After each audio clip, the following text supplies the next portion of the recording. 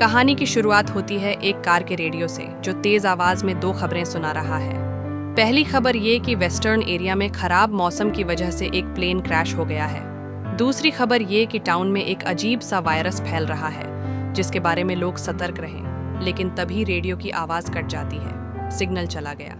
ये कार अब शहर से जंगल की सैर पर निकल चुकी है और इसके अंदर बैठे हैं 5 दोस्त, रिवर, एडन, किट, एम और एंडी। ये लोग न्यू ईयर सेलिब्रेट करने के लिए रिवर के नए कॉटेज की ओर जा रहे हैं जो उसके पापा ने हाल ही में खरीदा है।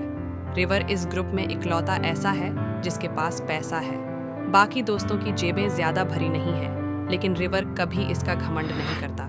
वो अपने दोस्तों को हमेशा साथ लेकर चलता है। ग्रुप में हर किसी का अपना मिजाज है। एंडी ऐसी लड़की है जो इंस्टा पर फॉलोअर्स खरीदती रहती है ताकि किसी तरह उसके 1 लाख फॉलोअर्स पूरे हो जाएं। किट अपने बेकार लतीफ़ों की वजह से बदनाम है जो अक्सर लोगों को इरिटेट कर देते हैं। एम हमेशा नेगेटिविटी फैलाती रहती है। उसे लगता है कि इंसान का इस दुनिया में होना ही सबसे बड़ी गलती है। अगर इंसान ना होते तो दुनिया कितनी सुकून वाली होती। और फिर है एडन जो इस ग्रुप में सबसे समझदार लगती है। कॉटेज पहुंचते ही सब अपने अपने पसंद के कमरे चुन लेते हैं। तभी रिवर के फ़ोन पर उसके पापा का कॉल आता है। वो उसे हिदायत देते हैं, शाम होने से पहले बाहर मत निकलना और हाँ, घर में कुछ तोड़ फोड़ मत करना वरना तेरी मम्मी हम दोनों की खैर नहीं छोड़ेगी। लेकिन कॉल अचानक कट जाता है, शायद सिग्नल की दिक्कत। थोड़ी देर बाद सारे दोस्त हॉल में इकट्ठा होते हैं। ड्रिंक्स शुरू होती हैं, बाहर बर्फ में खेलते हैं। एंडी और एम हॉट टब में मज़े ले रही हैं। तभी एम एडन से उसकी मम्मी के फ्यूनरल में न आने की माफ़ी मांगती है। वो कहती है, कोई नहीं, अब मम्मी तो वापस आएंगी नहीं, तो इसमें कोई फर्क नहीं पड़ता कि कौन आया या नहीं। उधर हॉल में एंडी के पास जैस का कॉल आता है। जैस भी इस ग्रुप का हिस्सा है, लेकिन काम की वजह से वो इस ट्रिप पर नहीं आ सका। वो फोन पर कहता है, अच्छा हुआ मैं नहीं आया, सुना है वहाँ जबरदस्त तूफान आने वाला है, तुम लोग संभल के रहना। थोड़ी देर बाद न्यू ईयर का काउंटडाउन शुरू होता है। सब मिलकर सेलिब्रेट करते हैं, बर्फ खाते हैं और फिर रेडियो पर न्यूज़ सुनते हैं। न्यूज़ में चेतावनी दी जाती है कि आने वाले दिनों में भयंकर बर्फीला तूफान आने वाला है। किसी को भी घर से बाहर नहीं निकलना चाहिए। एम को बाहर बर्फ पड़ती दिखती है। वो सबको जल्दी अंदर आने को कहती है, लेकिन उसकी निगेटिव बातें सुनकर बाकी दोस्त उसकी बात को इग्नोर कर देते हैं और सोने चले जाते हैं। आधी रात को अचानक पावर कट हो जाता है। रिवर कहता है, ये तो यहाँ आम बात है, ये कोई मेट्रो सिटी थोड़ी है, चलो यहीं सो जाते हैं। सब उसकी बात मान लेते हैं और हॉल में ही सो जाते हैं। सुबह जब सब उठते हैं, किट कहता है, अब हमें निकलना चाहिए, लेकिन रात के तूफान ने सारी सड़कें जाम कर दी हैं। कार से जाना अब मुमकिन नहीं। सब वापस कॉटेज में आ जाते हैं। अब ठंड इतनी बढ़ गई है कि हड्डियां जम रही हैं। गर्मी पाने के लिए सब ज़्यादा ड्रिंक करने लगते हैं। एडन उन्हें रोकती है, ज़्यादा ड्रिंक मत करो, इससे तुम्हारे ऑर्गन्स खराब हो सकते हैं। लेकिन कोई उसकी बात नहीं सुनता, उन्हें बस गर्मी चाहिए। किसी तरह एक दिन बीत जाता है। अगले दिन ठंड और बढ़ जाती है। कॉटेज के चारों तरफ बर्फ जम चुकी है। अब जो थोड़ी सी गर्मी थी वो भी खत्म। एडन सबसे कहती है, जितने भी गर्म कपड़े हैं उन्हें पैरों में पहन लो, सबसे ज्यादा ठंड पैरों से लगती है और कोशिश करो कि सो मत, वरना हाइपोथर्मिया की वजह से हम उठ ही ना पाए। इस बार सब उसकी बात मान लेते हैं। वो इस ग्रुप में सबसे समझदार जो लगती है। एडन बाहर चेक करने जाती है कि हालात सुधरे या नहीं, लेकिन कॉटेज की सीढ़ियां तक बर्फ में दब चुकी हैं। बाहर खड़ा होना भी मुश्किल है। वो सबको कहती है, हमें फायरप्लेस के पास ही रहना होगा। लेकिन सवाल ये है कि वो आग कब तक जलाएंगे। लकड़ियां तो एक दिन खत्म हो जाएंगी। 2 दिन बाद किट की हालत बिगड़ने लगती है। वो अजीब हरकतें करने लगता है। गर्मी के चक्कर में गैस स्टोव जलाकर उस पर हाथ रख देता है। उसका हाथ जल जाता है। एडन उसकी मरहम पट्टी करती है। किट कहता है, हमारे पास खाना कम है, शराब ज़्यादा, कैसे सरवाइव करेंगे। वो गुस्से में ये भी कह देता है, खाना ख़त्म होने की बात मुझसे मत करना। एम ये सुनकर और घबरा जाती है। वो बस प्रे करने लगती है कि किसी तरह वो यहाँ से निकल जाए। रिवर को अब वहम होने लगता है। उसे लगता है कि उसने बाहर जो स्नोमैन बनाया था उसमें जान आ गई है और वो खिड़की तोड़कर अंदर आने की कोशिश कर रहा है। लेकिन ये सिर्फ उसका वहम था।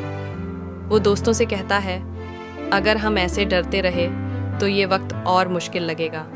चलो कुछ और बात करते हैं। सबने न्यू ईयर रेजोल्यूशन तो बनाया होगा, बताओ। किट कहता है, मुझे इस साल अच्छी बॉडी बनानी है। एम कहती है, मुझे तो बस जिंदा रहना है। एडन उसे टोकती है, ये कोई रेजोल्यूशन नहीं, मैं बताती हूँ। मुझे एक अच्छा डॉक्टर बनना है और इस साल अपनी डिग्री पूरी करनी है। ये सुनकर पता चलता है कि एडन मेडिकल स्टूडेंट है, तभी उसे सर्वाइवल की इतनी समझ है। रिवर का रेजोल्यूशन अजीब है। वो कहता है, मुझे सबसे दूर चले जाना चाहिए। सबको लगता है कि उसका दिमाग खराब हो गया है। रात को एंडी को नींद आ जाती है। उसे लगता है कि कहीं से ठंडी हवा आ रही है। आंख खोलती है तो देखती है कि गेट खुला है। वो उसे बंद करने जाती है, तभी देखती है कि एम बाहर खड़ी है, वो भी बहुत कम कपड़ों में। एंडी उसे जल्दी अंदर लाती है। सब परेशान हो जाते हैं। एम बताती है, मेरे पेट में दर्द हो रहा था इसलिए बाहर चली गई। रिवर को अचानक याद आता है, जो बर्फ हमने बाहर से लाकर खाई थी वो कहीं कंटामिनेटेड तो नहीं थी। रेडियो पर जिस वायरस की बात हुई थी, कहीं वो उस बर्फ में तो नहीं था। उसकी बात सबको और डराने लगती है। अब सबको लगने लगता है कि उन पर वायरस का असर शुरू हो गया है। वो अजीब अजीब चीज़ें देखने लगते हैं। उनका दिमाग उनके साथ खेलने लगता है। एडन एक पुरानी कहानी सुनाती है। 8 दशक में 4 कैदियों पर एक एक्सपेरिमेंट हुआ था। उनके पास खाना खत्म हो गया तो वो एक दूसरे को खाने लगे। आखिरी कैदी ने खुद को ही खा लिया। ये सुनकर सब डर जाते हैं। एंडी उसे चुप रहने को कहती है, हमें इस कहानी से क्या लेना देना, हमें बस यहाँ से निकलने का रास्ता ढूंढना है। किट को एक आइडिया आता है। वो कहता है, क्यों ना कार की बैटरी से जनरेटर चालू करें। रिवर बिना सोचे बाहर चला जाता है, लेकिन वो देर तक नहीं लौटता। एंडी उसे चेक करने जाता है तो देखता है कि रिवर बाहर उल्टियाँ कर रहा है। वो डरा हुआ है। उसे लगता है कि सब इन्फेक्टेड हो चुके हैं। वो कहता है, हमें खुद को ख़त्म कर देना चाहिए ताकि ये वायरस बाहर न फैले। एंडी ये बात अंदर सबको बताता है। एडन कहती है, ये उसका वहम है, ऐसा कुछ नहीं है। लेकिन रिवर पागल हो चुका है। वो खुद को जलाने की कोशिश करता है। एम खुद को बाथरूम में बंद कर लेती है। एंडी दरवाज़ा पीटता है, लेकिन एम अंदर स्नो उल्टी कर रही है। उसे लगता है कि उसका पेट स्नो से भर गया है। वो अपने पेट को काटने की कोशिश करती है। तभी एंडी दरवाज़ा तोड़कर उसे बाहर लाता है। एडन रिवर के कमरे में फर्स्ट एड किट ढूंढने जाती है। वहाँ उसे रिवर के बैग में खाने का सामान मिलता है। वो गुस्से में आ जाती है। रिवर ने सबके लिए खाना चुराकर छुपाया था। वो एम की मरहम पट्टी करती है, लेकिन कहती है, हमें इसे जल्दी हॉस्पिटल ले जाना होगा, इसके घाव गहरे हैं। एडन को रिवर की हालत पर शक होता है। कल तक वो ठीक था, लेकिन आज इतना बदल गया। अगर रिवर के साथ ऐसा हो सकता है तो बाकियों के साथ भी हो सकता है। वो रिवर से खाने की चोरी के बारे में पूछती है। रिवर कबूल करता है और माफ़ी मांगता है। एंडी कहता है, ठीक है, लेकिन अपने दिमाग को कंट्रोल में रख। उधर एंडी फर्नीचर तोड़कर आग जलाने की कोशिश करता है। रिवर को ये पसंद नहीं। वो अपने घर को टूटता नहीं देख सकता। दोनों में बहस हो जाती है। बहस इतनी बढ़ती है कि रिवर गलती से कुल्हाड़ी से एंडी को मार देता है। एम ये देखकर पागल हो जाती है। वो रिवर पर कुल्हाड़ी से हमला करने वाली होती है, लेकिन एडन उसे रोक लेती है। तभी एडन को फ़ोन की रिंग सुनाई देती है। ये जैस की वीडियो कॉल है। वो उसे सारी बात बताती है। जैस कहता है, मैं हेल्प भेज रहा हूँ, लेकिन तभी उसका फ़ोन कट जाता है। एडन को किसी के चलने की आवाज़ सुनाई देती है। वो उस ओर जाती है, लेकिन किट उसे रोकता है। वो कहता है, तू क्या कर रही है? यहाँ कोई नहीं है, तू भी हेलुसिनेट कर रही है। एडन को एहसास होता है कि जैस की कॉल भी उसका वहम थी। अगले दिन किट कहता है, अब हमें बाहर जाना होगा। आधे से ज़्यादा लोग मर चुके हैं, जो बचे हैं वो कुछ कर नहीं सकते। वो बाहर जाने के लिए तैयार होता है, लेकिन उसे लगता है कि कोई उसे अंदर खींच रहा है। वो चिल्लाने लगता है। एडन उसे देखने आती है, लेकिन वहाँ कोई नहीं होता। उसे समझ आता है कि किट भी हेलुसिनेट कर रहा है। वो आखिरी बार पूछती है, क्या तू बाहर जाने को तैयार है? किट हिम्मत जुटाता है। वो एडन को गले लगाता है और चला जाता है।